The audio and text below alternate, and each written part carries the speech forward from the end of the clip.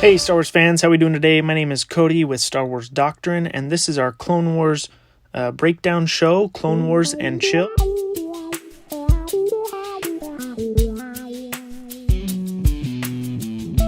Season 7 is on its last and final arc, starting with the 9th episode, which is beginning the Siege of Mandalore arc, and the episode was titled Old Friends Not Forgotten, and it was just absolutely incredible. It took the Star Wars community by storm. People were losing their minds all over the place, and they still are, and for good reason too.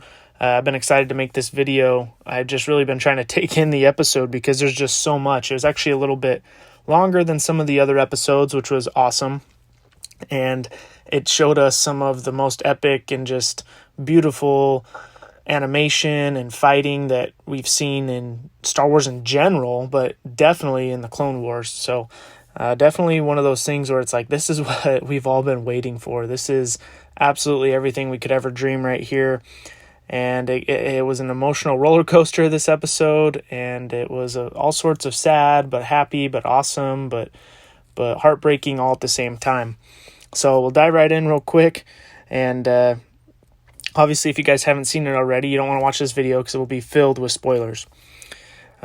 Usually I like to start off with the fortune cookies, but this episode didn't give us one, which was really interesting, but instead we got the Lucasfilm green logo that appeared, and it was just, that just completely surprised me. It was absolutely epic, and then we actually got the Clone Wars in red title that kind of went backwards like we see in normal Star Wars movies and faded into the stars, which to me was just a really cool way for Dave Filoni to be like, hey, these next couple episodes, they're like going to be a movie. It's going to be epic, and it's going to be like different than just the rest of the show in general. This is the last that you're going to see of the Clone Wars, so we're just going to make it epic and make it feel like maybe like a movie. I anticipate that if you go and watch this last arc, you know, back to back to back, it would feel more like a movie than the rest of the TV series did. And I think that's a good sign. And Dave Filoni's saying, hey, we're putting it all out there. This is what you guys have been waiting for.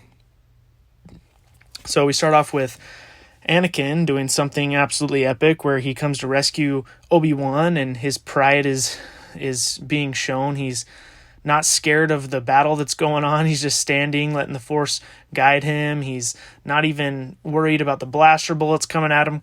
And he does something awesome. He walks out and gives us a parallel to something that his son Luke is going to do quite a few years down the road in The Last Jedi on Crate. He walks out to the battle looks like he's going to face the whole entire army himself, and it's very symbolic. And the Clone Wars, Dave Filoni in general does a lot of cool stuff like this, but you even hear the music from Jabba's palace, Jabba's sail barge in Return of the Jedi, kind of hinting that, you know, there's a trap, and naturally it did involve R2-D2 like Luke's secret trap plan did as well. So Anakin walks out there, and he's basically just trying to draw out their tactical droid, the tactical leader, the guy who comes up with the plans, kind of the guy that they turn to when they need help. He wants to pull them out. That way, when his plan goes into place, this causes the droids to go into a frenzy. So he does. He pulls the tactical droid out, and then he just forces him right to him, which was so awesome, and just, you know, cuts him out. He was literally just waiting for that droid to come out. And then once that happens, R2, you know, does his little thing down there. The clones come out in jetpacks, which was awesome, and those will come in handy later in the episode for him.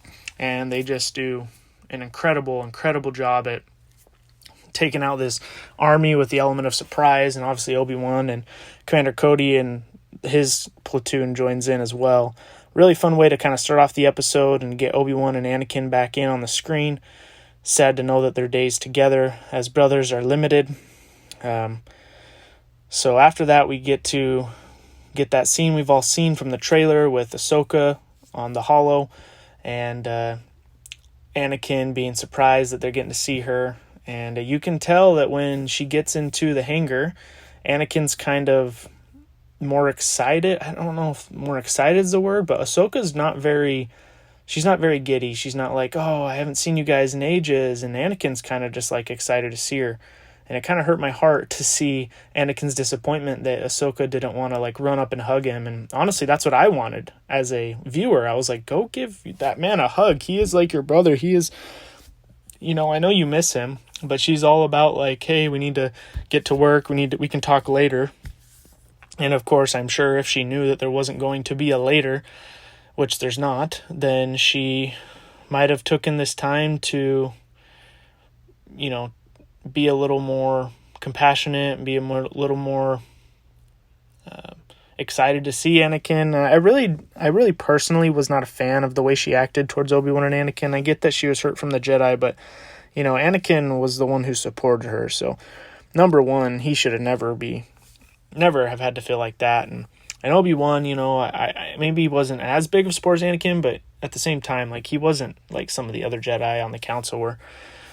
So anyways, I think that that was my least favorite part of the episode, was just the way she acted. But all in all, I mean, she didn't know that he's about to turn to Vader like the rest of us do. So it definitely tugged at the heartstrings to see that. So at first, Obi-Wan's kind of like not sure he wants to commit any of the troops to be able to go to Mandalore, because the politics of the Jedi being involved with the Senate and all that, they can't just do that. It's the army of the Republic, and they're so tied in with all of the political stuff that they have to be careful with what they get involved in, and we've seen that with Mandalore in the past, with the whole Satine arc, and eventually they get called the Coruscant, which we all know where they're going with that for the beginning of the Revenge of the Sith. So it kind of goes out the window. Obi-Wan's just like, all right, whatever. I guess we just got to improvise here. We don't have time to, report this to the council, see what they say, report to the Republic, all this stuff.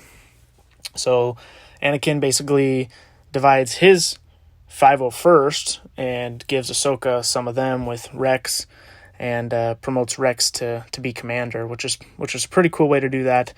And that's when you get to see the awesome painted stormtrooper helmets that are Ahsoka's, basically look like Ahsoka on their helmets, just to show their support for her, which was really epic and really cool. And we knew that was coming.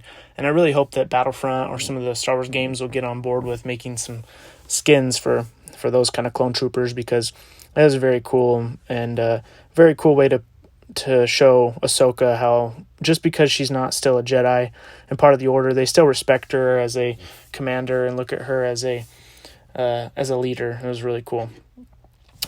Definitely one of those moments I'll remember forever, is seeing that scene in the trailer for the first time.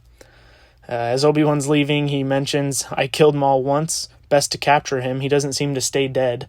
And that's just hilarious to me, because it's like, the man's fought him how many times, and obviously thought he killed him once. And it's fun to see them address that, in the actual show.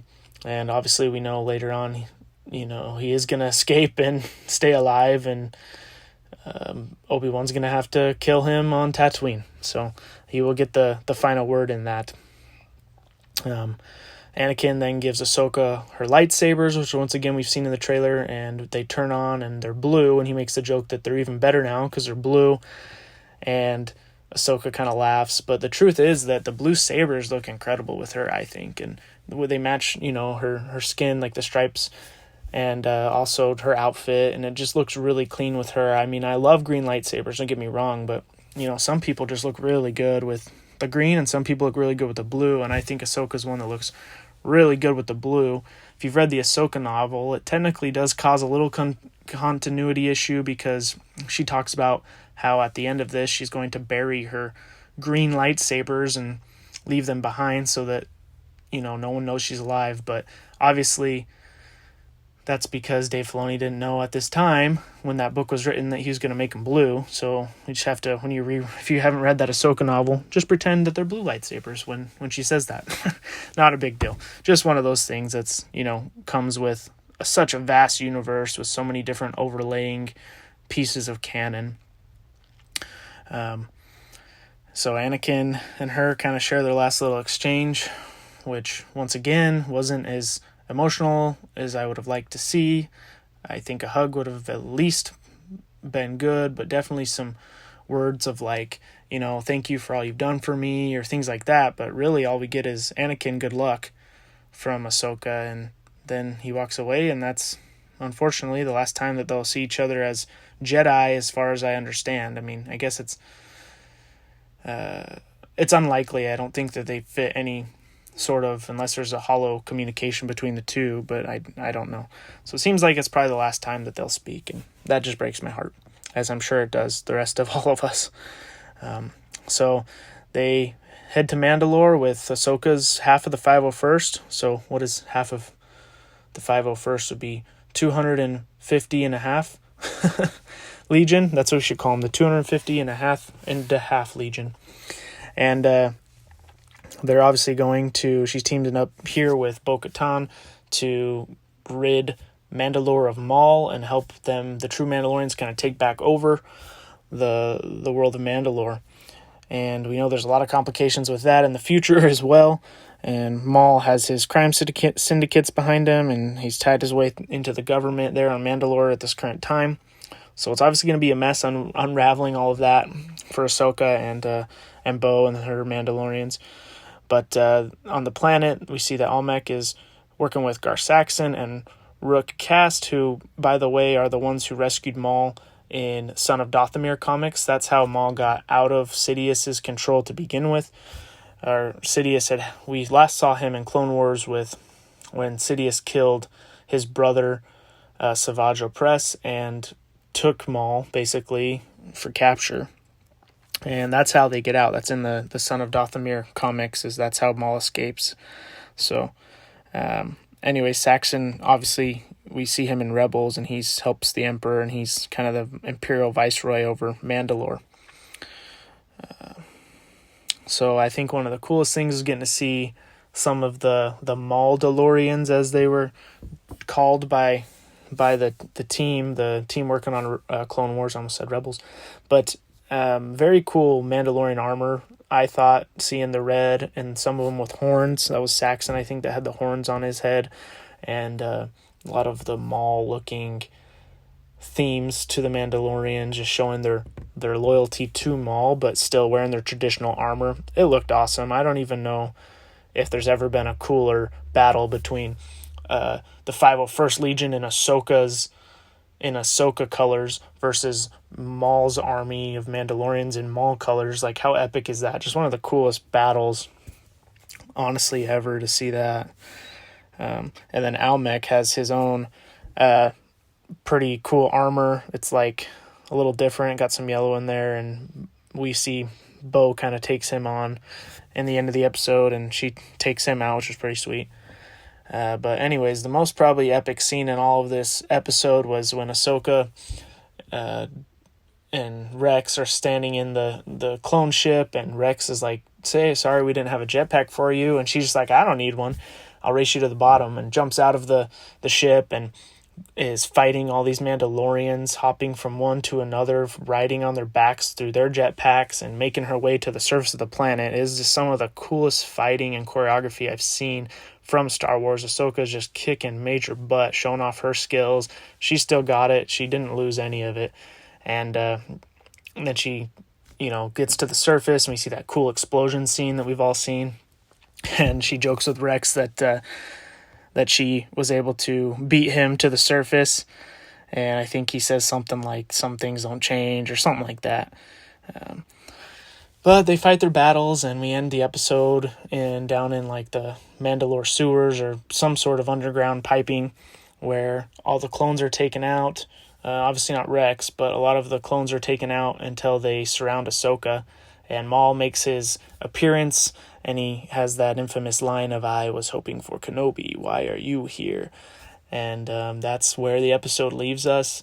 It was absolutely beautiful. I could watch it 100 times. This arc, I have a feeling that it's going to continue in this way. It's, it's not like this was an awesome episode and next one's just kind of be a filler blah episode. No, these are going to be epic and awesome, and I can't wait to see where they go. Kind of my guess is that the next episode will get a Maul. Obviously, we're going to have an epic battle with Ahsoka and Maul. We know that. It might not be the next episode. That might be more along the lines of, like, maybe she's going to be captured, or maybe Maul's going to be, like, trying to get her to help him. That kind of tempt you to the dark side kind of thing. and that's what I would expect. Some of the cool highlights too at the beginning of this, we in the little introduction we see some glimpses of a lot of the other Jedi, like Aayla Secura, Plo Koon, in the same settings of where we know they die in Order 66, so that tugged at the heartstrings. Also got to see Grievous, and he is like fully animated in a new kind of awesome way, and he looked so good. It makes me think like I wish we could see more of him. I don't know if we'll really get to see him on screen in this or how much of Revenge of the Sith they'll show, but Grievous looked amazing, and that was really cool to see. Then we also see Caleb Doom, or Kanan Jarrus, with his master, which we saw in the trailers as well, and we get to see, we know that he's going to survive Order 66, and we also got to see Ahsoka used the name Fulcrum in it, which I won't lie, kind of confused me a little bit with continuity as well. I wasn't sure that, because I know she started using Fulcrum once again in the Ahsoka novel with Bail Organa, but I don't know why she would have been using it before, or it sounded like they thought when Fulcrum called that it was actually Saw Gerrera or something like that at first, so maybe he was using it before, but it just seems like weird to her to use a code name that Anakin would have known when Anakin's Vader. I don't know. Anyways, that kind of confused me. If you guys have any better answers on that, I would love to hear them. But either way, it was a cool kind of homage and callback to Fulcrum, which really kind of becomes part of Ahsoka's identity. And a lot of other people end up using the code name Fulcrum as spies for the rebels and stuff like that. But just a cool little callback like Dave Filoni likes to do, to give us lots of nostalgia and emotion. I hope you guys enjoyed this video. Please give a like and subscribe if you haven't already to the channel. And we'll have, when Friday rolls around, we'll get our next episode and we'll have another review up, and love to talk about it with you guys. And as always, may the Force be with you.